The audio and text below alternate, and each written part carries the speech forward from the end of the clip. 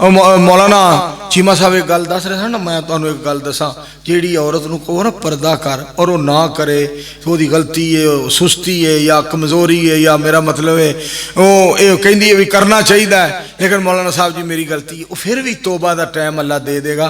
जिहड़ी कहे कोई पर्दे शरदे नहीं है, मैं मौलवियां तमाशा बनाए है, अल्लाह की कसम जिहड़ियां ये कहंदियां जिहड़ियां ये कहण ना वो बड़ा वो गलत गल है। कदी पर्दे का इनकार ना करो, इनकार ना करो। जिहड़ी ये कहंदी है नमाज पढ़नी चाहिए, जिहड़ी नमाज पढ़ेगी अल्लाह वाली है, जिहड़ी ना नमाज पढ़े उसकी गलती है, जिहड़ी कहे कोई नमाजा नमूजा नहीं, एवं मौलवी साडा कन्न खांदे ने, मौलवी साडे कन्न खांदे ने, कोई नमाज पर्दा है। किसी ने कहा ना वो भी औरतां सन, ये भी औरतां ने, खरे इन्हों किसे समझाया ही नहीं, उन्हें अड्डी उतों कपड़ा चुकया ना, इन्हां मूँह ते कदी पाया ही नहीं।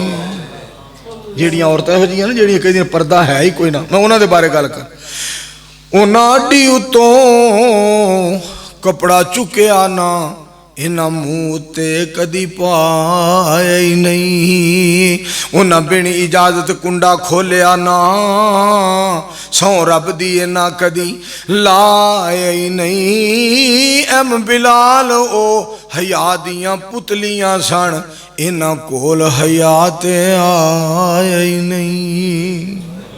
दुआ करो अल्लाह हया नसीब फरमाए, सारे मिल के कहो आमीन। खुदा जानदा जिहड़ा दीन नूं अपना लैंदा ना, जिहड़ा दीन दे उत्ते अमल कर ले, क्या बातां ने ओदी। और रब सोहना एडा मेहरबान, मौलाना चीमा साहब का कितना प्यारा खिताब।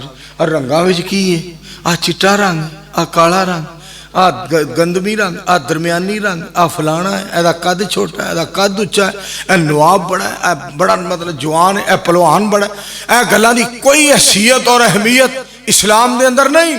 इस्लाम के अंदर इन्ना अकरमकुम इंदल्लाहि अतकाकुम फरमाया, जितना मेरे कोलों कोई ज्यादा डरने वाला है उतने ही मैं दुनिया में उन्होंने नवाब बना देना। और रंगां दे विच की, काले रंग दे विच जे ऐब हुंदा ते पैदा करदा ना रब बिलाल काला, भला मां वो चुमदी चटदी नहीं, जिस मां दा होवे बाल काला। काले रंग दिया क्या बातां ने, सोने नबी जी दी दाढ़ी मुबारक दा एक एक वाल काला। काले रंग दे विच ते ऐब कोई नहीं, जेकर होवे ना माया माल काला।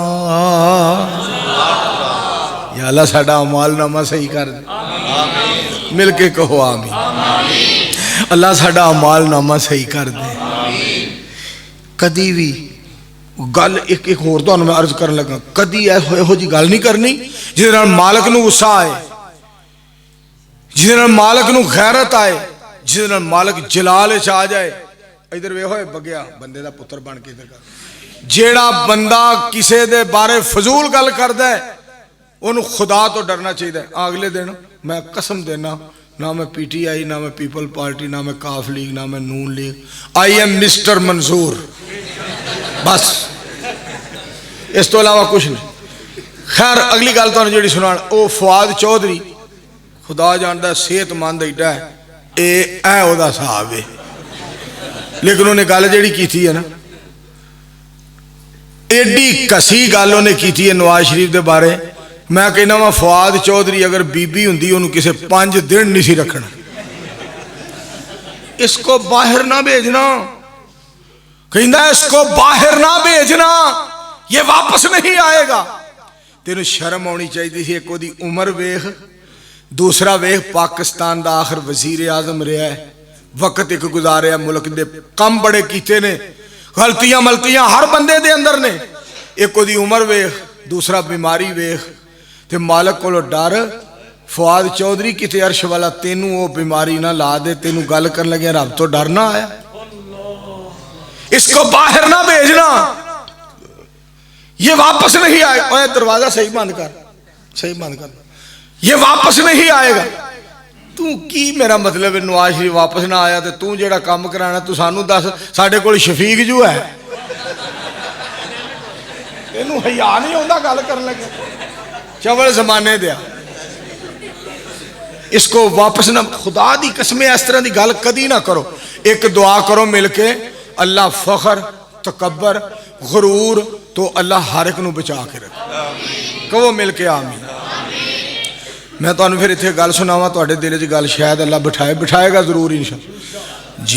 जीम जदों सै मां दे पेट अंदर, उदों कौन सी रोजी पहुँचाण वाला, अज होया जवान ते आखना है मैं बड़ा बहादुर कमान वाला। ना करमान रहमान तो रह डरदा, मत वक्त आ जाई मंग खान वाला। फवाद चौधरी तू की बन बैठा, रब तख्तों तख्ते ते पाण वाला। अल्लाह सोने सानू फखर तो बचाई, अल्लाह सोने सानू तकबर तो बचाई। और बाबा जी वारिस शाह साहब ने कसमें जी गल लिखी है ना, वो भी बड़ी सोने के पानी ना लिखण वाली। आ कोई हीर रांझा नहीं होया, बाबा जी ने दुनिया आखरत का नक्शा खिंचा।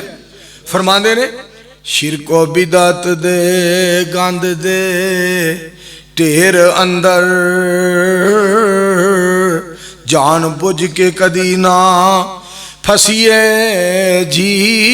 गल कर दी घर विच रहन दईए, गल कर दी बार ना दसीए जी। फस जाए कोई बंदा मुसीबत अंदर, ओदी मुसीबत ते कदी ना हसीए जी। वारिस शाह किसे नू उजाड़ के ते, फिर आप क्यों खैर नाल वसीए जी। ये हदीस पाक दा तर्जमा है, मन जाहे का जोहे का, जेड़ा किसे उत्ते हसेगा एक वक्त आएगा उस तकलीफ अल्लाह उन्होंने फसाएगा, लोकी उहदे ते हसणगे। दुआ करो अल्लाह हर एक नू परेशानियां मुसीबतों तो बचाए, दुखों को बचाए, अल्लाह अजमैशा को अल्लाह बचाए। सारे मिल के आमीन को। मैं अक्सर कहा करना, मालिक बड़ा मेहरबान है, मालिक बड़ा कदरदान है, मालिक बड़ा अजीम शान, एडा अजीम शान रब है। साड़ी सोच तो ज्यादा, साढ़े इलम तो ज्यादा, साढ़े शऊर तो ज्यादा। मैं तां ही मौलाना ज़करिया साकी साहब थोड़ी मौजूदगी च गल करन लगा। मेहरबाना ज़ीशाना ते सुल्ताना, बड़े करम फरमाए नी रहमाना। कखां विच रुलदे सन नसीब मेरे, फड़ के लखां बनाए नी मेहरबाना। मैं बंजर ज़मीन मौलाना एम बिलाल तबस्सुम साहब, कारी अब्दुल लतीफ़ साहब, मौलाना जमील साहब, बंजर ज़मीन जिहदे उत्ते उगदा ही कुछ नहीं। मैं बंजर ज़मीन, मैं बंजर ज़मीन वीरान कलरी ते बूटे फजल दे लाए नी मेहरबाना। मैनू पता है अपनियां कीतियां दा, परदे ऐबां ते पाए नी मेहरबाना। मकान विच नहीं सा मैं बोल सकदा, मकान विच नहीं सा मैं बोल सकदा। मैदान विच बुलाना है, ओहदा कर्म नहीं ते होर की है। जेल विच ओने बुलाया, अदालत विच ओने बुलाया, थाने च ओने बुलाया। मैं सदके ते कुर्बान जावां। रब फरमांदे ने इन तनसुरुल्लाह यनसुरकुम व युसब्बित अक़दामकुम। फरमाया अगर तुसी मेरे दीन की मदद करोगे मैं तुहाडी मदद करांगा। वयुसब्बित अकदामकुम, मैं तुहाडे कदमां नूं मजबूत कर देंगा। मैनू काबा दे रब दी कसम है, हथ कड़ियां लगियां होण, अदालत होए, थाना होए, जेल होए, बंदा जाके सच्ची गल करे ते फिर समझ लो ये रहमान दा करम है, अर्श वाले दा फजल है।